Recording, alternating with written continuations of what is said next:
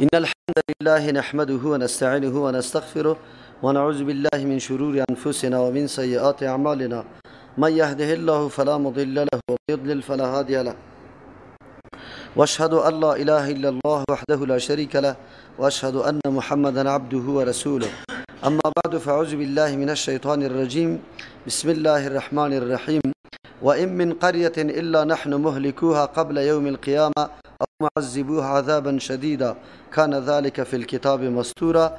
آیه 58 سوره بنی اسرائیل.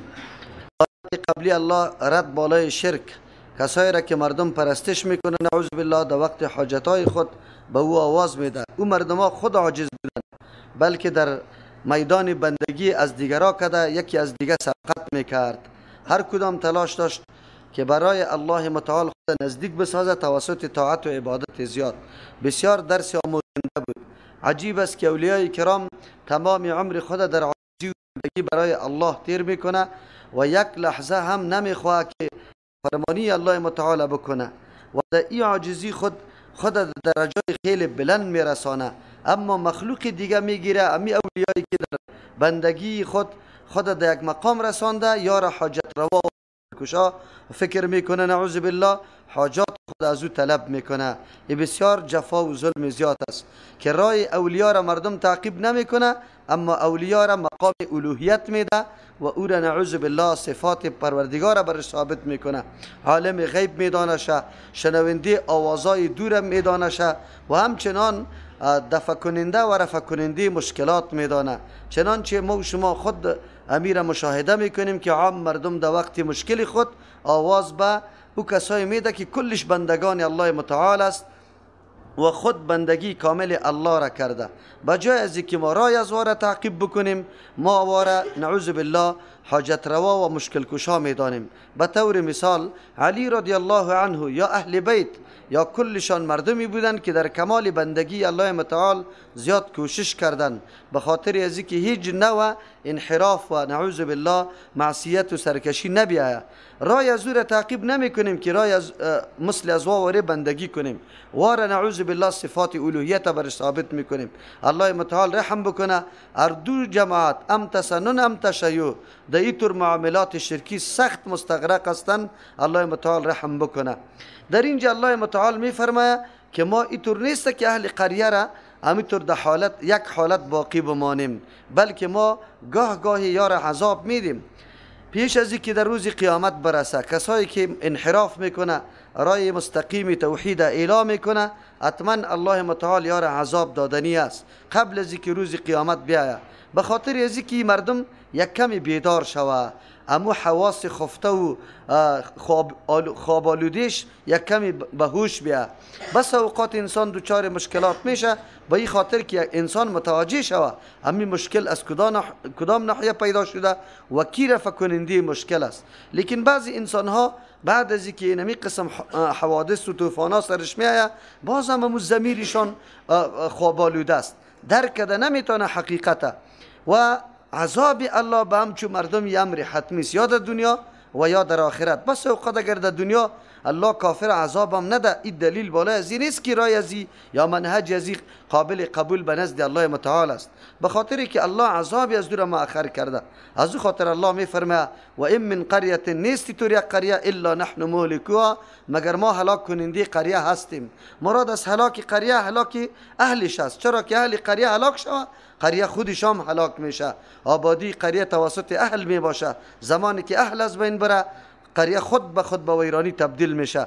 قبل یوم القیامت، پیش از روز قیامت. او معذبوها، یا است که بیخکن هلاک نمی کنیم، عذاب برشان میدیم در روز قیامت. عذابا شدیدا، به عذاب سخت. در دنیا یار عذاب نمیدیم، لیکن در روز قیامت برشان عذاب میدیم. کان ذلک فی الکتاب مسطورا. این عذاب دادن مشرک و او کسایی که راه انحراف پیش گرفته از جاده مستقیم توحید منحرف شده، این عذاب دادن یا در دنیا یا در آخرت امر حتمی و لازمی است. در لوح محفوظ الله نوشته کرده. از این معلوم شد که جزای مشرک حتما لازمی است. و ما منعنا ان نرسل بالآیات الا کذب بها الاولون.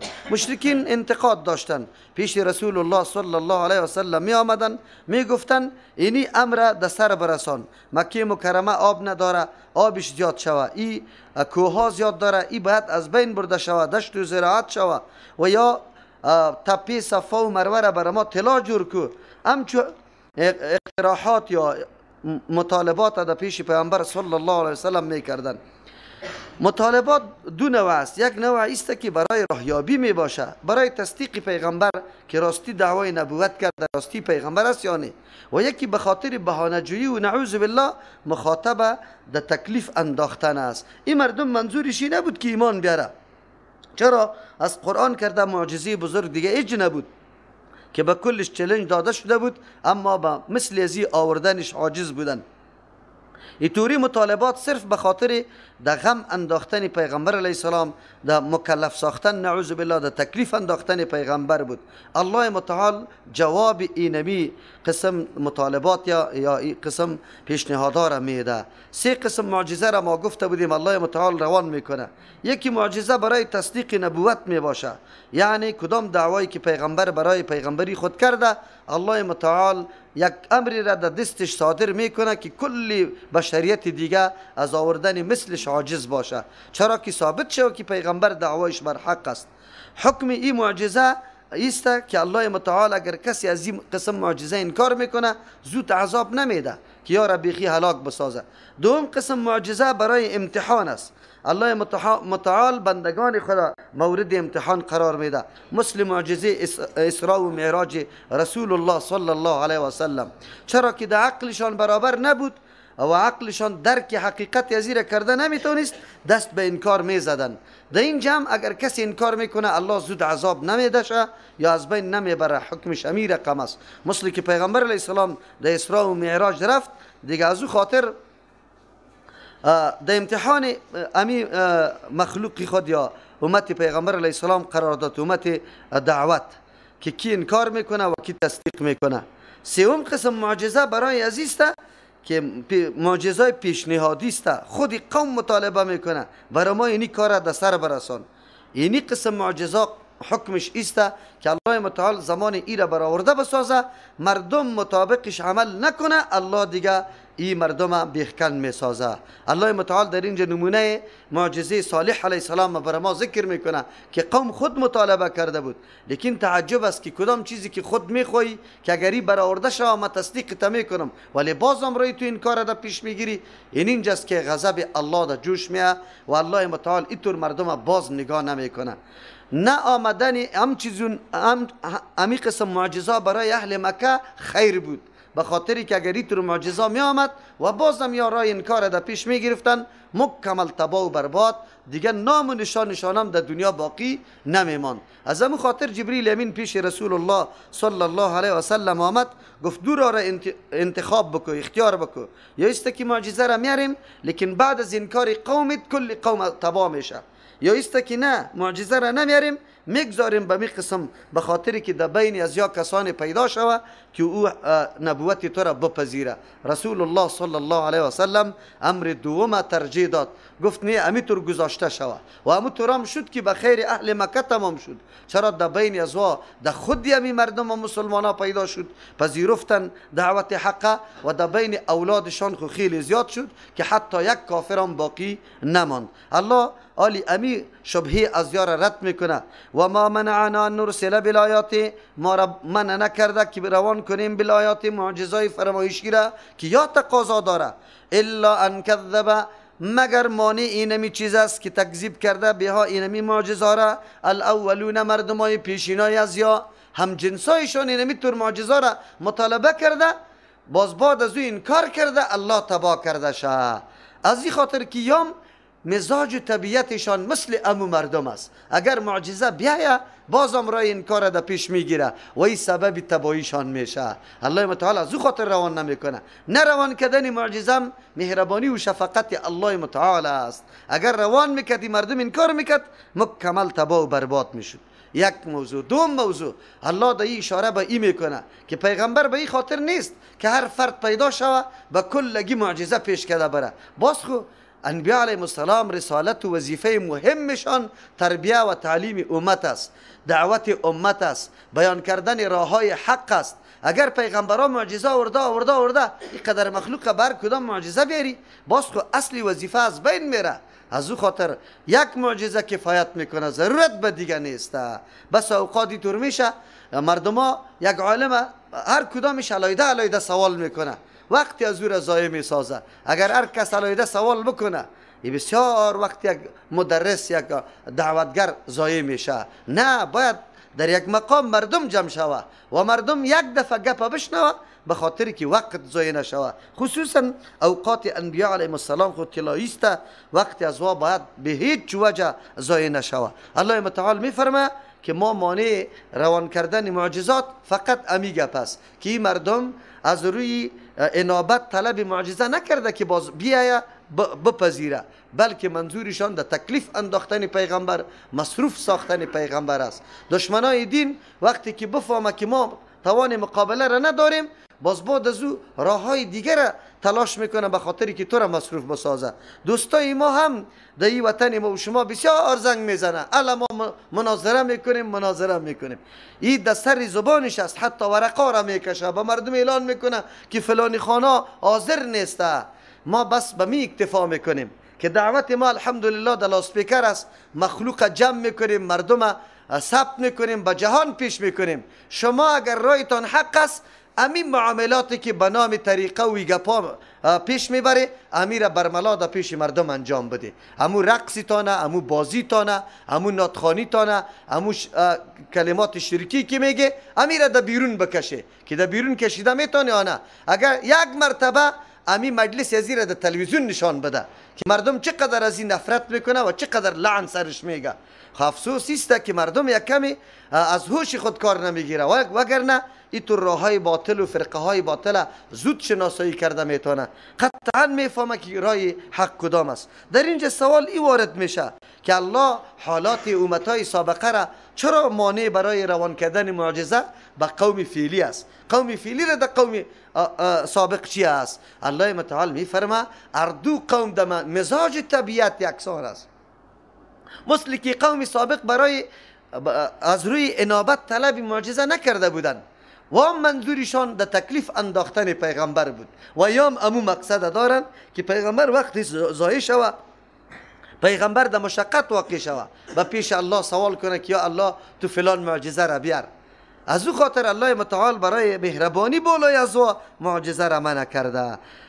و آتینا ثمود الناقة مبصرة، به طور نمونه و مثال الله بر ما بیان میکنه. و آتینا ما داده بودیم ثمود به قوم ثمود الناقة، امو شتری را که وا تقاضا کرده بودن، به سنگ اشاره کرده بودن و یا صالح علیه السلام که تو دعوای نبوت داری صادق هستی، پس از این سنگ یک دانه شتر چی شود به وجود بیا و او شتر هم در ماه حامله باشه که چند روز بعد باز چوچه بده. الله متعال عجیب صالح علیه السلام دعا کرد. چرا؟ انبیاء علیه السلام بسیار حرص می داشته باشه برای راهیابی امت خود. از او خاطر در تلاش ازی می باشه که به هر عنوان باشه، به هر راه باشه، باید امت ایمان بیاره. از اینجا برای ما واضح میشه که شفقت و دلسوزی انبیاء علیه السلام بالای امتشان در حالتی که در حالت سختی و شدت و مخالفت قرار داره چقدر زیاد است. یعنی هر راه ممکنه انبیاء علیه السلام تلاش میکنه تا که امت ایمان بیاره و یا نعوذ بالله در جهنم داخل نشوه. برای دعوتگر امچو دلسوزی بکار است. اینمی قسم شفقت در دعوت بکار است که انسان باید داشته باشه در مقابل مخالفین. اما مخالفی که خیلی ضدیت است، دعای هدایت برش بکو که الله در قلبش نرمی بیار، در قلبش چیستا انابت پیدا بکو که متوجه حقیقت شوه. از دشمنی رای دشمنی را اختیار نکو. ما با کسی دشمنی ذاتی نداریم. ما منظوری ما است که کسی که دین دیگه قسم جلوه میده، راه غلط و واژگونه به مردم در دین نشان میده، اینمی دشمنی ما قطعی نمی صفت هاست، قطعی نمی منهج و کردار است. اگر کردار و منهج نباشه ما دشمنی ذاتی با کسی نداریم. چیزی ما امروز از آن تقسیم نیسته. هیچ نه برادری ما را قتل کرده، نه پدری ما کشته، هیچ کسی چیزی نکرده، نه کدام زمینی ما را غصب کرده. مشکل ما با اینطور مردم فقط و فقط است که چرا دین اسلام غلط نمایش میده برای مردم که دین عبارت چهره دین کدام است. از او خاطر ما امروز میبینیم چهره دین به کدام سرحد کشانده. بدعت در پیش مردم سنت قرار داده و سنت امروز بدعت معرفی میشه. توحید شرک است و شرک توحید است. گناه در پیش مردم چی است؟ ثواب است او ثواب گناه است. از او خاطر ما میگیم نه، در اصل حقیقت رجوع میکنیم.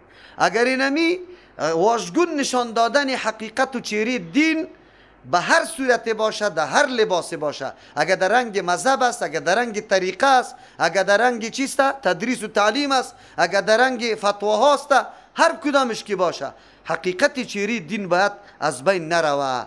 او چهره دین کدام است؟ کتاب الله و سنت صحیح رسول الله صلی الله علیه وسلم. مردم طرفش دعوت کو، شناسایی کو اردو منبع دینه تا که مردم حقیقت دین آشنا شوه.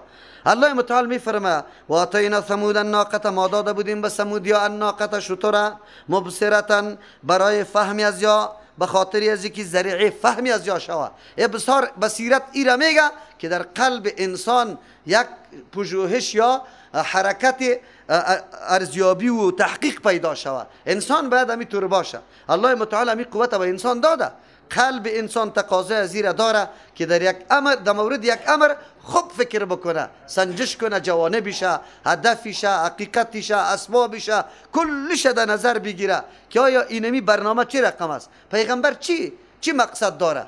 پیغمبر مردم دعوت داده رویسته، آیا از مردم پول طلب کرده؟ یک پیغمبر پول طلب نکرده. زن طلب کرده؟ نه. بلدینگ طلب کرده؟ نه. برای رسول الله صلی الله علیه و سلم مردم کلشان جمع شد. تو ملکی میخوای، تو اینه. پیغمبر علیه السلام گفت نه، ایگه پاره ما نمیخوایم. ما میخوایم که او انحراف یا بدبختی که در امت پیدا شوه او زایل شوه. فظلموا بها، حق ادا نکردن، خود مطالبه کرده بودن، خود خواسته بودن، اما در حق امی شتر ظلم کردن. دیروز براتان گفتم که یک زنی مالدار چون شتر عجیب، الله عجیب یک قدرت و قوت به این شتر داده بود، برابری رمه های مال ای آب می نوشید، چراگاه داشت. از او خاطر مردم از پیشش تنگ شده بود کسی که مالدار بود، خصوصا یک زن که مال زیاد داشت و شتر صالح علیه السلام اکثر چراگاه را از بین میخورد، برای مال از او چیزی نمیماند. اعلان کرد که هر کسی شتر از بین ببره، هم نفس خود به نکاح میدم، نعوذ بالله نکاح چی که خود برش پیش میکنم و همی قدر مال و دولت میدم. 9 نفر آماده شد برای از اینکه در مقابل شتر صالح علیه السلام قیام کنن. کمین گرفتن، در کدام جایی که شتر می آمد در پایشان زد و شتر در اونجا قتل کردن. الله متعال چون معجزه را خود طلب کرده بودن، در مقابلش ظلم کرد، الله عذاب روان کرد. حالی دیگه او حالت باقی نمیمانه. الله میفرمه که معجزات فرمایشی وقتی بیایه و مردم به مقتضایش عمل نکنه، باز دیگه عذاب بیخکن است. و ما نرسل بالآیات، و روان نمیکنیم معجزات خدا الا تخویفا، مگر برای از اینکه مردم بترسن، بفهمن که اگر ما اینمی کار انجام ندیم در بدر میشیم. و اذ قلنا لك ان ربک، قابل یادآوری است در آن وقتی که ما گفتیم لک برای توی پیغمبر علیه السلام. پیغمبر علیه السلام بسیار حرص داشت، شب و روز تلاش میکرد، محنت میکرد، اما این قومی بدبخت رای انحراف و رای ضد در پیش گرفته بود.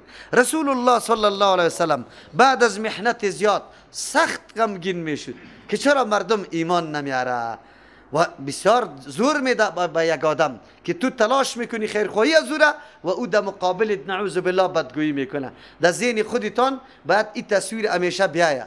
تو خیرخواهی یک آدم میکنی، لیکن او تو را میگه یهودی و نصرانی و وهابیستی، اینطور لقبا را برات میده، همی قلبت در جوش میاد. بس اوقات انسانی طور میشه که همی دست بالا کو دعا بکو که یا الله تبا کشه.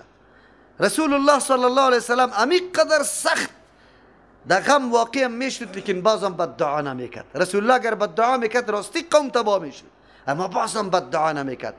غم فرا میگرفت که چرا ایمان نمیاره. الله متعال تسلی میده به رسول الله صلی الله علیه وسلم که پیغمبر تو تنها نیستی. این مردمی که راه مخالفت در پیش گرفته، یک روز نه یک روز در سرنوشت شومی خود مبتلا میشن، همیشه اینطور نمیمانه. این حلم الله است که بر از یا میدان تفکر، موقع تفکر برش داده، میدان خواب سیر و سیاحت برش اعلان کرده که مردم بگردن، تحمل بکنه، پشت حقیقت بدون تا که حقیقت برش واضح شوه. ولی زمانی که همه راههای فهم الله متعال برش باز کرده یا سری خود بسته کنه، بعد از او عذاب الهی حتما آمدنی است. تو نیست که مردم خلاص شوه. این کشف و فش و زور و زورگوییشان یمی طور باقی نمیمانه. و اذ قلنا لك قابل یادآور استران وقتی که ما گفتیم برای توی رسول الله صلی الله علیه و سلم ان ربک یقینا پروردگار تو احاط بالناس احاطه کرده مخلوق مردم ظاهرا و باطنا موجود و آینده کل گیره. یعنی در صورتی که ایمان نمیاره الله متعال مکمل احاطه کرده. خلاصی سخنی است که از تو هیچ چیزی را کم کرده نمیتونه. اگر ایمان هم نمیاره تو در حق هستی، تو وظیفه و مسئولیت ادا کردی، غمگین نشو. و ما جعلنا الرؤیا التي اریناک، نگردانیدیم امو نشان دادنی که التي اریناک تو را نشان دادم. اینجا رؤیا اصل خواب میگه. از او خاطر یک تعداد در این آیت میگه که مراد از معراجی که پیغمبر کرده بود در خواب بود، لیکن این گپ نادرست است. چرا اونجا ما شما در اول سوره خواندیم که مراد از عبد جسم و روح هر دو را میگه و این سبب انکاری مردم شده. اگر خواب باشه خب سبب انکار نمیشه. از او خاطر مراد از رؤیا در اینجا چیزای دیدنی است. و ما جعلنا الرؤیا، ما نگردانیدیم چیزای دیدنی التی همون چیزای دیدنی را اریناک که تو را نشان داده بودیم در حالت بیداری الا فتنة للناس، مگر ذریعه امتحان برای مردم امتحان شوه که کی آلی تصدیق میکنه سخنیتا و کی رد میکنه، کی تابعدار قیاس است و کی تابعدار دلیل نقلی است، کی است که قدرت الله را در نظر بگیره و کی است که قدرت بشر را در نظر بگیره. الله متعال امتحان میکنه. این امتحانات سری کلگی آمده را است، از او خاطر ذریعه امتحان است.